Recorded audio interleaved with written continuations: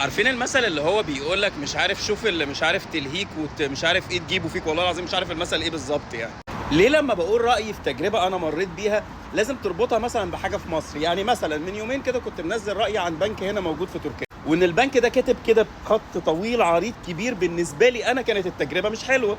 الناس بقى في الكومنتات ما تشوف البنوك اللي عندكم في مصر، اصل البنوك مش عارف ايه. ليه رابطها بمصر؟ انا بتكلم عن تجربه حصلت. يعني عايز اقول لكم انا من ساعه ما بدات اشتغل، انا اشتغلت مثلا هنا في تركيا، فتحت بنك في دوله ثانيه، انما في مصر لسه فاتح في البنك الاهلي من حوالي كام شهر، والابلكيشن بتاعه ما بيفتحش اصلا. اهو يا عم اديني انتقدت بنك في مصر. انا بنتقد من خلال تجربه مريت بيها، مش في المطلق وفي العلن. مش هبقى عامل زي الناس اللي هي بتقعد تهوهو دي وتروح قايله اي كلام وخلاص. انا حاجه مريت بيها فبقولها. للصدفه بقى ان اللي بمر بيه ملوش علاقه بمصر دلوقتي.